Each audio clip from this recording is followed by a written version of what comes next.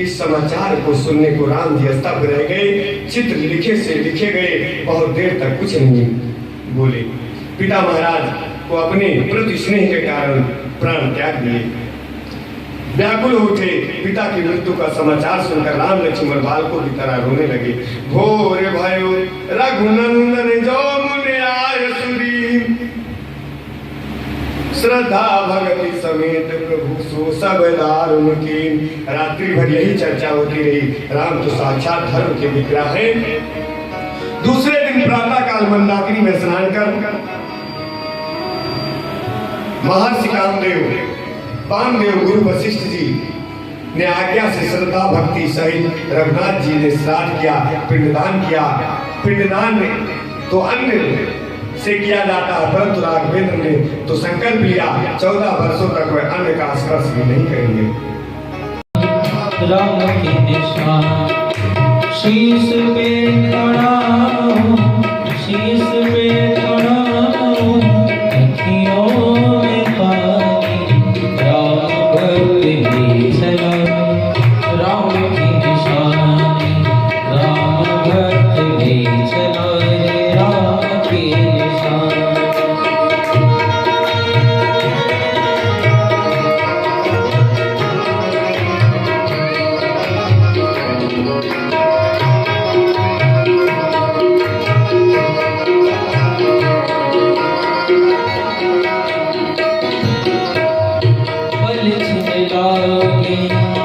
सदियों जैसे 16 बरस कटेंगे कैसे, पल छिन लागे सदियों जैसे 14 बरस कटेंगे कैसे, जाने कैसा संगिल रचेगा, जाने समय क्या खेल रचेगा, कौन मरेगा कौन बचेगा,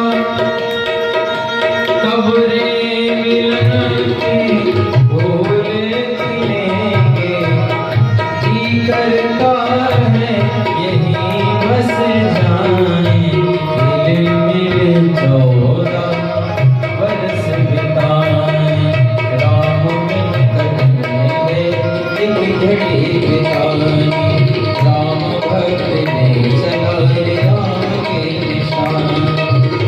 शीश पे खड़ा हूँ, शीश पे खड़ा हूँ, अखियों में पानी राम भक्त ने चला राम की निशान, राम भक्त ने चला राम की निशान।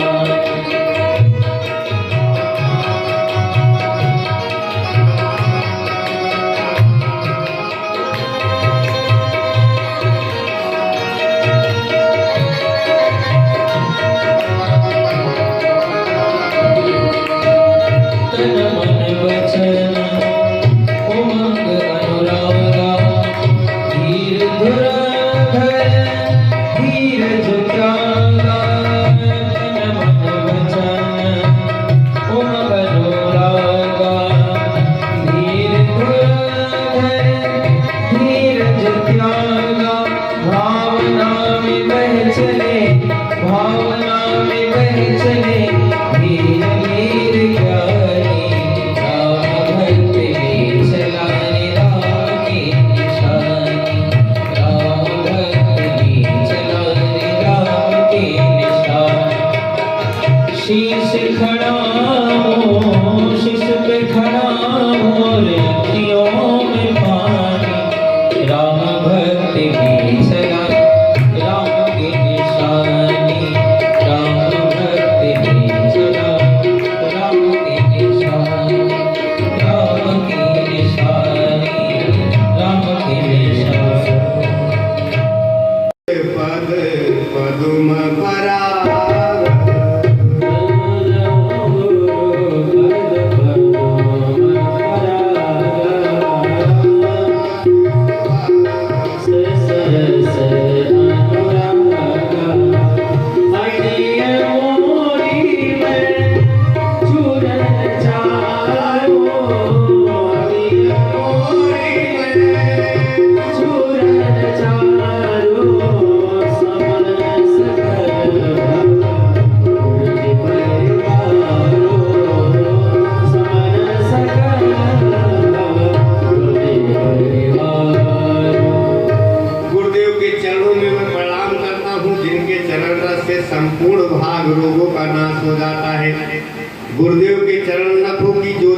का स्मरण करके मात्र एक अंतर हृदय में दिव्य दृष्टि प्रादुर्भाव हो जाती है और दिव्य दृष्टि का प्रकाश जग जाता है कि यहाँ किसको पत्थर मारे कैसर कौन बनाया है, शीश महल में हर एक चेहरा अपना लगता है।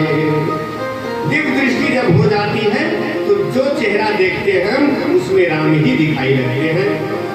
और गुरुदेव की कृपा से यह असंभव नहीं है, गुरु की ही कृपा से ईर्षा की को जीत पाते हैं, ममता मोह पर विजय प्राप्त कर सकते हैं और तभी राघवेंद्र के गुणों का गान कर सकते हैं। आचार्य श्री गोस्वामी जी ने गुरु की वंदना की, गुरुदेव की वंदना करते करते गोस्वामी जी ने संत की महिमा का वर्णन आरंभ कर दिया। सर्वप्रथम बंदो प्रथम महीसुर चरना, ब्राह्मणों के चरणों में वंदना की। यहाँ देवलोक के आकाश लोक के देवों की वंदना नहीं की, इस पृथ्वी के जो देव हैं उन विप्रों को मैं वंदना करता हूँ जो मोह जनित संशय का हरण कर लेते हैं। पंडित का अर्थ क्या है? सज्जनों, सत असत विवेचनी बुद्धि सा पंडा सा अस्ति यस्येत पंडिता, सत्य और असत का विवेचन करने वाली जिसकी बुद्धि है उसे पंडा कहते हैं। और ऐसे पंडायुक्त बुद्धि से समन्वित जिनका जीवन है उसी को पंडित कहा जाता है, ब्राह्मण कहा जाता है। ब्राह्मण का अर्थ ब्रह्म को जानने वाला, जो ज्ञान को जिसे प्रकाश को चला वही तो मोह जनित संशय को हरण कर सकता है। पुस्तकें पढ़कर कोई भी ज्ञान कर सकता है, ज्ञानी हो सकता है, परंतु ज्ञान दो प्रकार के होते हैं, पुस्तकीय ज्ञान और एक अनुभविक ज्ञान। चिंतन के माध्यम से जो ज्ञान है वो अनुभवजन्य है, इसको जानने के बाद मनुष्य ज्यादा बोलता नहीं है और ज्यादा बोलने वाला व्यक्ति कभी सत्यवादी नहीं हो सकता। बोलते बोलते व्यक्ति कभी कभी प्रवाह में असत्य संभाषण भी सत्य के रूप में कर जाता है। मोह जनित शंकाओं का समाधान आत्मचिंतन के शक्ति के द्वारा जो करते हैं वही ब्राह्मण कहे लोग व अधिकारी होते हैं, केवल उद्देश्य नहीं कर सकते।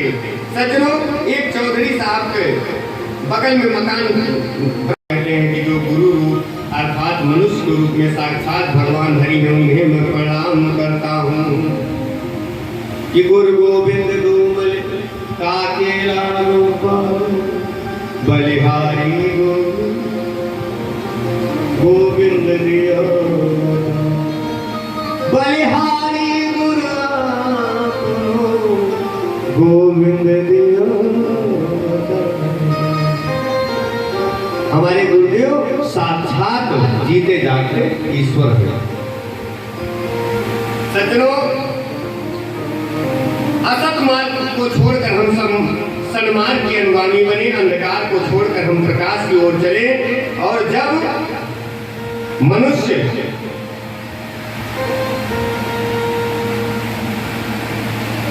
इन दोनों बातों पर हम चलते रहेंगे होते हैं। और जिसे उत्तरकांड कहा जाता है, इन सातों कांड का प्रतिनिधित्व इन 7 श्लोकों ने किया। तुलसीदास जी ने 7 मंत्रों में स्तुति की और वंदन किया। एक कारण ये भी रहा होगा कि हमारे हृदय में 7 प्रकार के दोष हैं: अविद्या, अस्मिता, राग, द्वेष, अभिनिवेश, अहंता और ममता। ये 7 समूह ऐसे हैं, इन्होंने जीव को पकड़ रखा है। इन सब में से पढ़कर प्राणी परमात्मा को भूल जाता है। वर्णन आता है कि कोई व्यक्ति इन 7 मंत्रों को नियम से अगर पाठ करे तो 7 दोष निर्मूल हो जाते हैं, नष्ट हो जाते हैं। एक कारण और हो सकता है, परिश्रम करे कोई कितना भी लेकिन कृपा के बिना का